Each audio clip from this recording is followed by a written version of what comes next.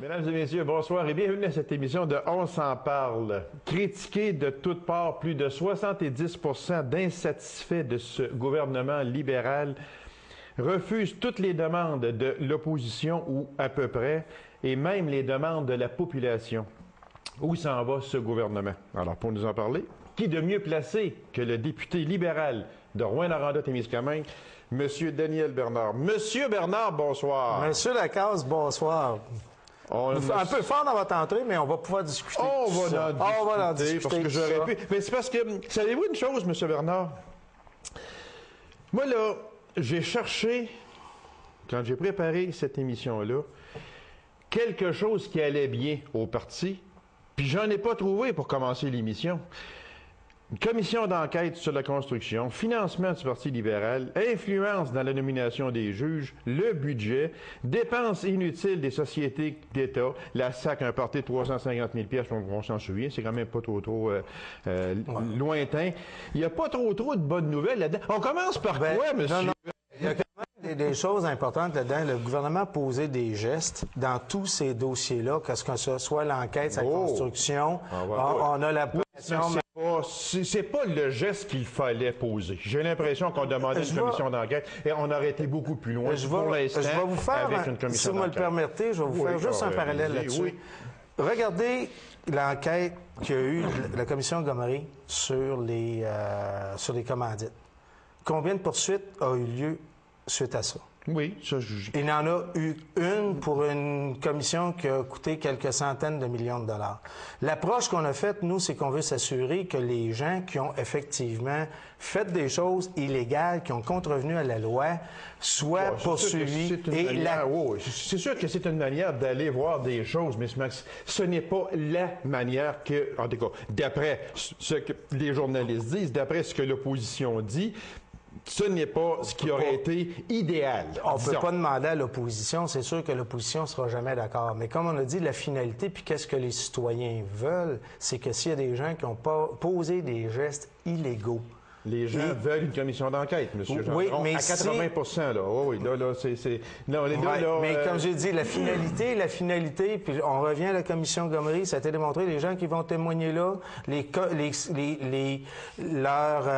leur témoignage par la suite ne peut pas servir à des poursuites qui ont l'immunité.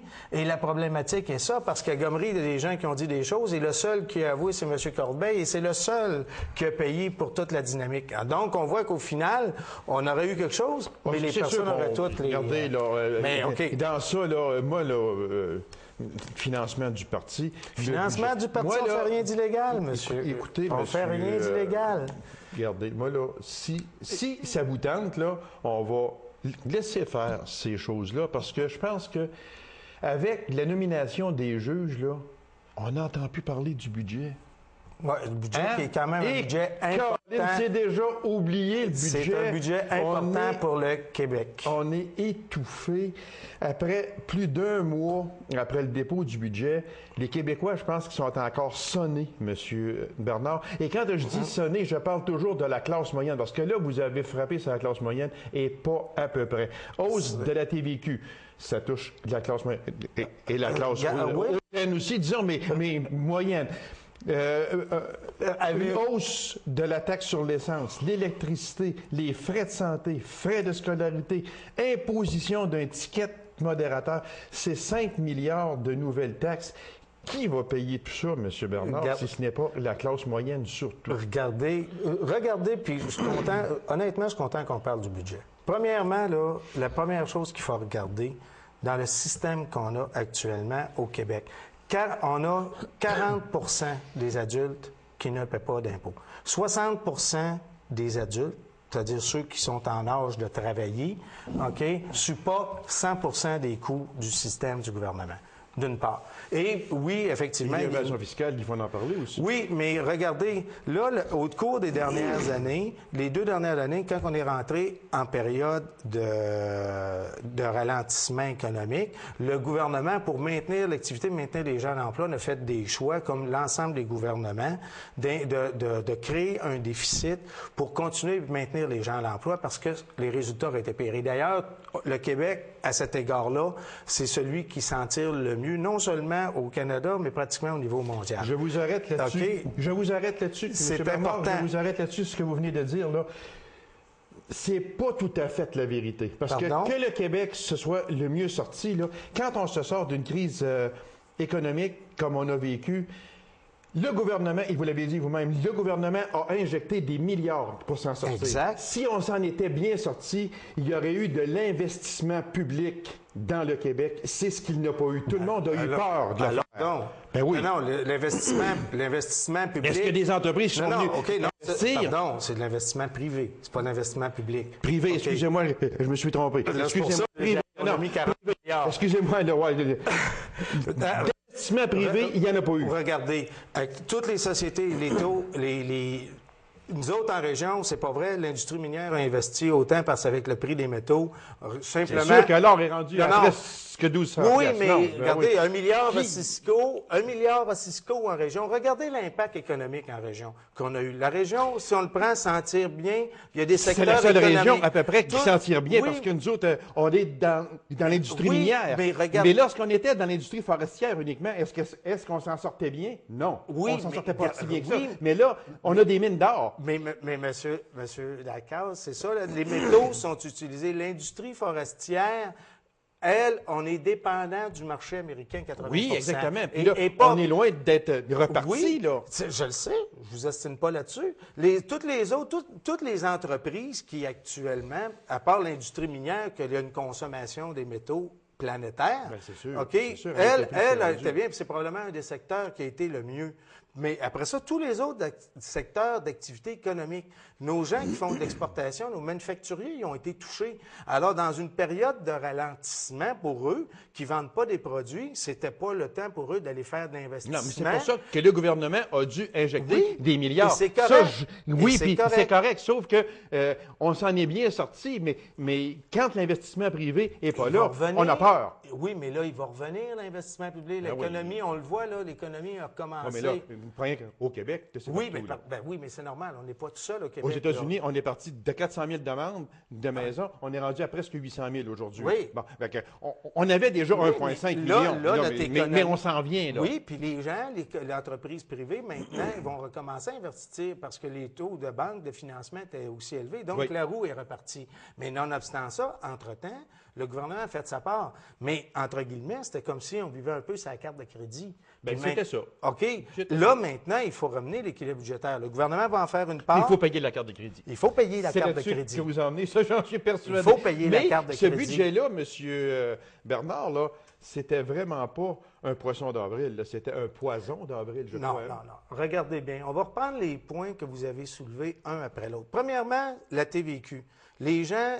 Rappelez-vous qu'il y a 2 ans, c'est tout simplement la TPS était 2 points plus élevée et on revient. Les gens reviennent au même point d'une part. D'autre part, toutes les personnes, les familles, les gens vont se rappeler, il y a un remboursement de TPS, TVQ pour les gens à faible revenu. Ça existe toujours. Oui, donc, quand on parle à faible revenu, c'est vraiment à faible revenu. Ben non, mais c'est 30 000. Regardez, entre autres, on parle de famille à moins de 30 000 à deux. Famille à moins de 30 000 M. Bernard. Une famille qui gagne moins que 30 000 Savez-vous aujourd'hui. Combien de personnes, dans le pourcentage de la population qui gagne en haut de 100 000 c'est 3 des contribuables qui gagnent en haut de 100 000 et ils payent 19 des impôts. OK? Toute proportion gardée. Donc, on a 3 qui payent 19 on a 40 qui n'en payent pas. Alors, puis là, c'est là que la classe, oui, un peu moyenne entre les deux. Mais pourquoi pas avoir attaqué ce fameux 40 %-là? Bien, 40 là-dedans, il y a nos aînés qui sont retraités. Tu as des étudiants. Tu as les gens sur... Ils écoutent. C'est l'aide sociale. Un instant, là, ils n'écoutent pas, mais à un moment donné, il faut rééquilibrer les choses. Puis je peux vous dire, actuellement, moi, dans le comté, à part des organismes, OK, comme les étudiants ou d'autres groupes, les gens que j'ai rencontrés, ils étaient contents du budget. Parce que le budget, il y a 2 points importants qu'il faut regarder. Oui, parce qu'il fallait changer des choses pour l'avenir. OK? Puis, à partir de 2013, une des choses que plusieurs ne se rendent pas compte, à partir de 2013, le nombre de personnes en emploi au Québec va diminuer et il va y avoir plus de personnes retraitées.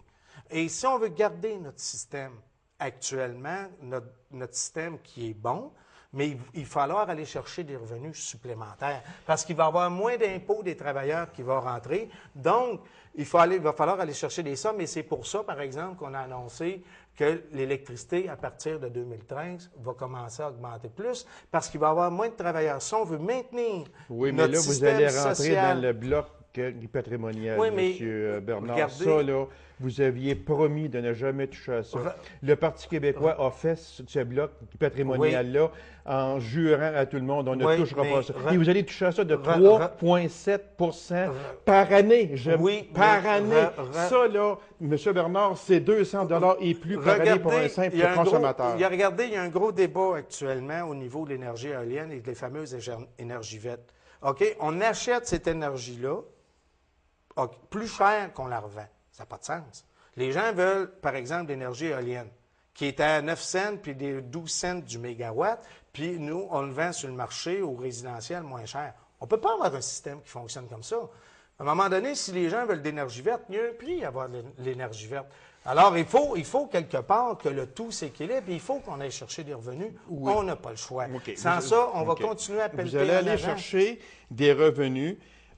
Moi, là, ce qui m'insulte, là, c'est qu'en 2014, vous allez toucher au bloc patrimonial et vous savez très bien, comme moi, M. Bernard, que c'est dans la classe moyenne, c'est de 200 à 300 $ par année. Et je dis bien par année parce que c'est 3,7 % annuellement. Regardez bien, on revient au gouvernement, puis qu'il y a une chose qui est importante, puis certaines des réformes qu'on a faites sont dans ce sens-là. Il faut revenir un jour ou l'autre à une politique d'utilisateur-payeur. Par exemple, je vais vous donner un exemple. OK? Je ne sais pas si vous allez à la chasse, mais je vais vous parler d'un sujet que les gens aiment en région, les abris sommaires. On va arriver là avec des modifications des abris sommaires. Mais les abris sommaires, le permis annuel, le coût n'a pas bougé depuis 1981. Pourquoi que quelqu'un qui payait 80 $ ou 100 $ en 1981, on paye encore le même montant presque 30 ans plus tard? Pourquoi? On a une politique au Québec de non-indexation. D'un côté, les gens veulent que des services soient indexés, d'avoir plus, mais en même temps, ils veulent de moins en moins payer. Alors, pendant, par exemple, soit que les hausses des salaires de la fonction publique, etc., augmentent, l'autre côté, il ne faut pas toucher aux revenus. Il se crée un écart qui, à un moment donné, Monsieur Bernard, n'est pas tenable. vous donnez l'exemple de l'abri sommaire, là. Mais regardez, on va en parler juste quelques minutes, là. J'ai rien contre ça, absolument rien, mais que l'abri sommaire coûtait 81 $ il y a je ne sais pas combien de temps, et qu'elle coûte encore aujourd'hui, montez-les à 160 $, ça ne me fait rien dans tout. Ouais. Ça ne me dérange absolument pas, puis je pense que ça ne dérange pas grand monde non plus, sauf que là, je reviens à l'électricité, parce que ça me fouette en mots. J'ai fait un parallèle. Mais... L'électricité, encore une fois, et c'est là qu'à un moment donné, il y a des choses efficaces. Les gens, ils ont des... On revient à une politique, de mon point de vue, d'utilisateur payeur. Si tu consommes d'énergie, puis il y a beaucoup de gaspillage au Québec de part des familles, etc. Alors, là, il faut revenir aussi aux gens de mieux consommer leur énergie, d'une part. Parce qu'il y a des gains et de l'efficacité qu'on peut faire. Monsieur Bernard, ce qui frustre la population, puis ce qui met tout le monde en beau chose, là, je dirais pas le mot, ce qui choque tout le monde, là, c'est qu'on regarde ça, on est rendu en 5 ans, il y a 18 % de plus d'augmentation à Hydro-Québec sur nos factures d'électricité. Oui. En 2014, on va toucher au bloc patrimonial. Puis on regarde M. Thierry Vandal, excusez là, M. Vandal, on le regarde aller, parce que c'est le président, c'est le PDG, puis qu'il est tout heureux de dire on a fait 3 milliards de profits. Ben moi, faire 3 milliards de profits, je n'irai pas étouffer la classe moyenne, M. Bernard. Je m'excuse, mais je ne l'apprends pas. Non, mais regardez, n'oubliez pas que d'une part, OK, et c'est le dilemme de l'énergie, OK, l'Hydro-Québec appartient au gouvernement, c'est-à-dire qu'il appartient à tous les citoyens. C'est une société d'État. OK, et on a le volet, et pourquoi, entre autres, on fait beaucoup d'investissements, l'objectif du gouvernement, c'est aller chercher le plus de revenus possible aux États-Unis et d'exporter. Mais d'un côté, il faut trouver un équilibre budgétaire quelque part. Il faut aller chercher de l'argent dans nos sociétés d'État. Il faut aller chercher de l'argent à la Société des alcools du Québec. Il faut aller chercher de l'argent plus à Hydro-Québec si on veut maintenir notre système. Les gens, ils ont été clairs de deux choses. Ils ont dit, il faut maintenir notre système de santé, notre système d'éducation, les services qu'on donne à la population. Mais quand on regardait l'autre volet des sondages, là, les gens demandaient au coupé. Chaque citoyen disait, moi, il ne faut pas vous me toucher, moi, mais touchez l'autre. Mais à ce moment-là, on est arrivé et on a fait un budget qui était important pour le futur et les générations futures. On n'a pas le choix. Il faut, revenir à l'équilibre budgétaire avant 2013, parce que, comme je vous l'ai dit, il va y avoir moins de revenus parce qu'il va y avoir moins de travailleurs par rapport aux personnes retraitées. Et deuxièmement, on veut maintenir nos services. Monsieur Bernard, la population là, est furieuse parce qu'elle sait très bien que l'augmentation des taxes, elle est certaine, elle est là. Puis vous allez prendre les moyens possibles. C'est pas bien. 60 du déficit oui, qu'on va c'est ça faire. Que les gens ne croient pas, M. Bernard. Regardez, je m'excuse, mais les gens, la diminution des dépenses que vous avez annoncées, qui se chiffre à 62 %, les gens ne croient pas à ça, mais ils croient à leur augmentation, par exemple. Ça, ils croient à ça. Regardez, le défi est là, et j'en conviens, et je peux vous dire une chose, nous, les députés, on demande un suivi serré par rapport à ça. Mais puis on veut y aller, puis il faut le faire, c'est clair. Il demande un défi serré, M. Bernard, puis tout de suite après que M. Bachand a déposé son budget où tout le monde avait les larmes aux yeux, la SAC qui fait un party de 350 000 pièces puis qui donne des millions de bonnies, ça écarte le peuple, M. Bernard. J'ai regardé et je suis le premier parce que je suis aussi un contribuable. Oui, OK? Et par rapport à ça, toutes ces dépenses-là, je peux vous dire qu'on a mis des balises claires et les ministres vont resserrer. Parce que on demande à ces sociétés-là, il y a des conseils d'administration indépendants d'une part, mais moi, je ne prends pas cette excuse-là de dire on va mettre des balises là-dessus, c'est clair d'une part. Les bonnies, on va déposer un projet de loi d'ici la fin de la session, puis qui va être adopté en l'espérant que l'opposition le veuille. On dépose un projet de loi pour que tous les bonnies pour les 2 prochaines années, sociétés d'État, les hauts fonctionnaires, les universités et autres, qu'il n'y en ait pas les 2 prochaines années, parce que les gens sont tannés de cette situation-là. Les bonnies passées, on ne peut pas faire du rétroactif, non, c'est d'une part. Mais c'est clair, je fais partie des gens, puis mon argumentaire, puis de plusieurs, ces gens-là, ce sont les sociétés d'État sont des monopoles. Si on parle d'eux autres à nature commerciale. Mais que les universités et les autres et les hauts fonctionnaires, on va mettre la loi là-dessus, puis les gens nous l'ont demandé, et moi, je suis le premier. Puis là, vous venez de dire, M. Bernard, que que les bonnies pour les 2 prochaines années, on va abolir les bonnies, et quand vous savez très bien, comme moi, que même avec ce projet de loi-là qui va être déposé, et vous savez très bien, parce que vous suivez très bien ça, que 15 000 cadres supérieurs auront droit encore à des bonus, même avec votre projet de loi. Quel cadre supérieur? Bien, M. Bernard. Non, mais c'est parce que, regardez, juste pour vous dire, le gouvernement, puis c'était clair dans le discours du ministre, le gouvernement, où est-ce qu'il y a pleine autorité? OK? Dans la haute fonction publique, l'éducation, au niveau de la santé et autres, ça, on a pleine autorité. Alors, à ce moment-là, ça, on peut... sur les sociétés, on va exiger ou demander aux sociétés, ce qu'on appelle commerciales, comme la Société des alcools du Québec et autres, de dire aux gens de le faire aussi. Parce qu'ils ont leur... Mais regardez, M. Bernard, je l'ai ici, là. Suspension des bonnies pour les hauts fonctionnaires de l'État, sauf pour 15 000 cadres, entre autres, du réseau de la santé, de l'éducation, de la SAC et de la SAC. Bien, vous obstinerez le journaliste. Non, question. Au niveau de l'éducation, ça, on en a même reparlé hier. Vous avez... M. Bernard, on n'a pas de santé. Non, oui, mais il est visé, je dirais, où est-ce que c'est un peu plus problématique, vous avez raison, j'ai hâte de voir le libellé du projet de loi, c'est au niveau de la Société d'assurance automobile et de la SAC, parce que ce sont des sociétés indépendantes.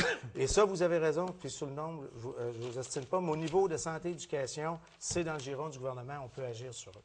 Parce que c'est quand même, regardez, M. Bernard, là, dans la SAAC, OK, au cadre supérieur, il y a eu des augmentations de boni de 76 à 285 On va en prendre juste quelques-uns. Le président, M. Arbour, a un salaire de 181 000. En 2007, il y a eu 8 900 pièces de bonus. En 2008, il y en a eu 19 800. C'est 114 Puis, juste un autre, là, Michel Laliberté, qui gagne 153 000 pièces par année. En 2007, il y a eu 11 700 pièces de bonus. Il y en a eu 45 000 l'an passé. C'est 285 Les gens lisent le journal, puis ils ont envie de sacrer le feu dedans. Ça n'a pas de bon sens. Je fais partie de ces gens-là. Et comme je vous dis, mes collègues députés, on a été clairs, et le message là-dessus qu'on a transmis à M. Bachand et à Mme Gagnon-Tremblay. On n'en veut pas, puis on va prendre tous les moyens pour limiter ça.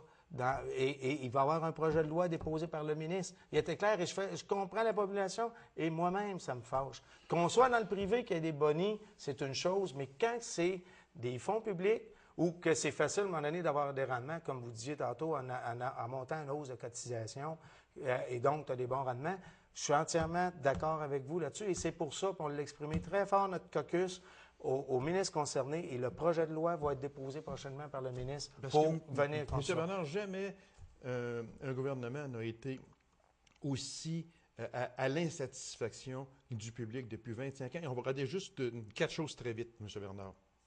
En général, diriez-vous que vous êtes satisfait ou insatisfait du budget? Insatisfait, 74 %. Pensez-vous que le gouvernement atteindra l'équilibre budgétaire 2013-2014? C'est votre but. Non, à 83 %. Pensez-vous qu'il fera le ménage dans les dépenses publiques en réduisant ses dépenses de 6,9 milliards d'ici 2013-2014? 82 % ils ont dit que non, ils ne croient pas à ça. Est-ce que ces augmentations de taxes sur les services gouvernementaux vont vous obliger à couper dans vos dépenses de consommation? Oui, à 69 %. Quand on regarde ça, M. Bernard, là, ça fait peur. Oui, mais regardez bien une chose. Comme je vous ai dit, le rôle du gouvernement, c'est de gérer l'État et la province pour la pérennité de nos générations futures. Puis c'est certain qu'il y a des gens, il y a des choses qu'ils ne croient pas. On va voir en 2013 notre défi, puis la loi, on n'a pas le choix par la loi de revenir à l'équilibre budgétaire. Vous n'aviez pas le droit non plus de faire un déficit cette année. Oui, mais vous avez amendé la loi. Ça, c'est pas dur. Oui, mais non, regardez encore, puis comme je vous dis, c'est une nécessité de redevenir, c'est pas une nécessité, c'est une obligation absolument essentielle de revenir à l'équilibre budgétaire. Parce que comme je vous l'ai dit, les défis à partir de 2013, il va y avoir, et on le sait même en région, il va y avoir 8000 personnes à remplacer au marché du travail. On n'est pas certain d'être capable de les remplacer. C'est beaucoup de jobs à remplacer. Mais on sait que pendant ce temps-là, il va y avoir beaucoup plus de retraités. Alors, si on veut maintenir l'enveloppe, on a des défis majeurs. Et la première chose à faire avant que le nombre de personnes sur le marché du travail diminue, c'est de ramener l'équilibre budgétaire. On n'a pas le choix. Regardez, M. Bernard, pour ça. En 2013-2014, vous dites que vous allez ramener l'équilibre budgétaire, c'est dans votre visée. OK? Bon. 2013-2014, on sait fort bien une chose. C'est qu'il y aura déjà eu une élection provinciale. OK?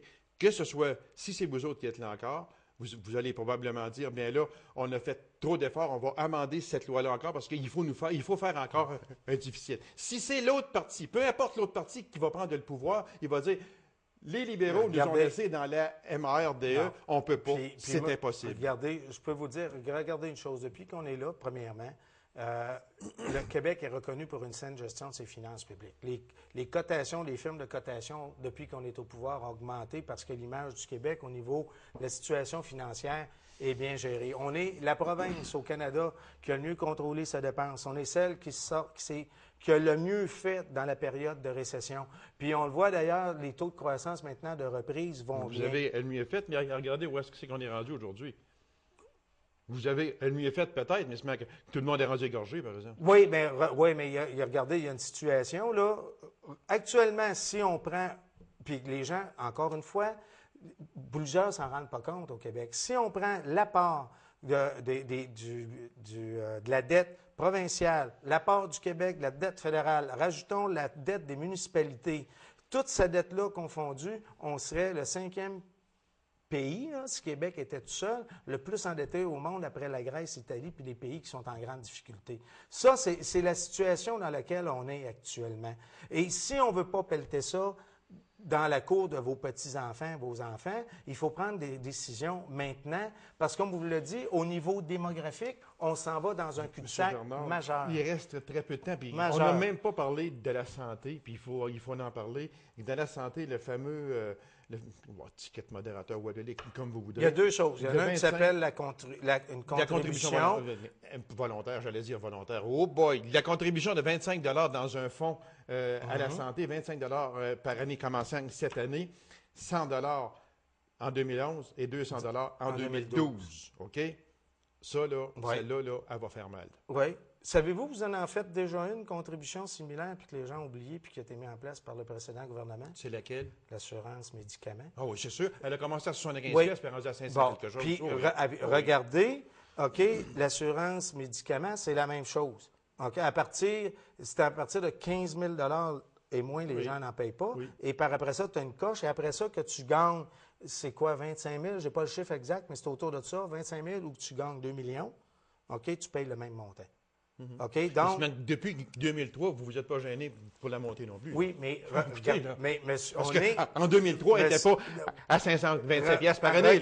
Regardez les statistiques. Puis ça, il y a, au niveau de la société, il faut se poser une question. Comment ça se fait que ce sont les Québécois qui consomment le plus de médicaments par capita? Au Québec, Oui, au Canada. Ça, oui, je le sais. OK? Pourquoi?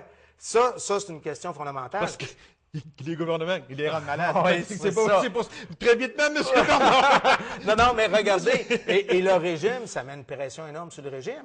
M. Bernard, c'est que les gens, là, ce qui insulte les gens là-dedans, là, premièrement, ça va être pris sur le rapport d'impôt. OK? C'est ça, là. Fait que tout le monde n'aura pas le choix. Encore une fois, 40 de la population, ceux à faible revenu et autres, ne le paient pas. Ne le paieront pas. C'est important de souligner ça. Mais par contre, la personne qui va gagner, comme le président d'Hydro-Québec, qui gagne malheureusement au-dessus de 900 000 piastres par année, mais mais on va prendre un exemple, OK? Cette personne-là, elle va payer 200 piastres, c'est la même affaire que... Même chose, comme je viens de vous dire, de l'assurance... Que moi qui en gagne rien que 1000. Même chose, comme je vous dis, par rapport à l'assurance médicaments, c'est le même principe. Il est exactement calqué sur le principe de l'assurance médicaments. D'une part. Vous n'êtes pas obligé de faire pareil. Deuxièmement, au début de l'émission, je vous ai dit qu'il y a 3 de la population en haut de 100 000 ne sont que 3 et ils paient 19... Ils devraient payer 2 000 piastres par année. Ils n'ont pas 200. 19 des impôts. Donc, on regarde ceux à haut revenu sur une base. Quand les gens disent de redistribution de la richesse, ça en est un bel exemple, ça, M. Lacarte. 3 de la population paye 19 des impôts, d'une part, et on a 40 de la population qui n'en paie pas. Oui, mais... Alors, donc, on voit que, puis là-dessus, le budget de la santé représente 40 du budget du gouvernement au moment qu'on se parle. Avec l'éducation puis l'aide sociale et l'emploi, on est tout près de 80 du budget du gouvernement. Alors, quand les gens me parlent de distribution de richesse, moi, je vais vous dire, il y en a une distribution de richesse. Et vous êtes pour ça, vous. Vous êtes pour ça, vous, là, que le gars qui gagne 100 000 ou qui en gagne 30 000 paye 200 le débat, par année. comme je vous ai dit, revenez que la personne actuellement qui fait, les gens qui gagnent 100 000 qui sont 3 de la population, ils paient 19 des impôts. Ils payent 6 fois plus d'impôts que leur poids proportionnel dans la population. Regardez, et je vous dis que 40 n'en paient pas. Donc, tu as 40 des aînés. Puis rajoutez, par exemple, les gens sur, par exemple, une famille monoparentale et autres qui n'en paient pas, les enfants bénéficient. Il y a des débats à faire là-dessus. C'est le choix que le gouvernement a fait actuellement à cet égard-là. Puis il y a un précédent, comme vous l'a dit, c'est la même chose. M. Bernard, c'est tout le temps que nous avions. En tout cas, M. Charest voulait avoir les deux mains sur le volant. Je pense qu'il a échappé, parce qu'on est rendu dans le champ là, puis il y a les deux mains dans nos poches. Je peux vous dire une chose, M. Lacasse. Le budget, il fallait faire des choix majeurs pour l'avenir de notre système de santé, notre système d'éducation et notre programme de services sociaux. Il fallait faire des choix. Et s'il n'y avait pas ces choix-là, n'étaient pas faits, c'est malheureusement, on pelletait dans la cour de vos enfants et des petits-enfants pour plus tard. M. Bernard, c'est tout le temps que nous avions. On va vous suivre de près, par exemple. Soyez assurés de ça. Soyez certains de ça. Moi, je suis convaincu que les grands objectifs qu'on a mis en avant, quand on va arriver en 2013, vont être réalisés. Merci beaucoup, M. Bernard. Ça fait plaisir. Et bon été à vous. Moi, j'espère qu'on ne se reverra pas avant, malheureusement pas. Bon, alors, bon été à vous tous aussi. Merci. Merci, M. Bernard. Alors, mesdames et messieurs, n'oubliez pas, la semaine prochaine, c'est la dernière émission de On s'en parle pour la saison 2009-2010. Alors, je recevrai une personne. On va encore parler politique avec une personne et son franc-parler, M. Léandre Bergeron de Rwanda. Merci beaucoup et bonne semaine.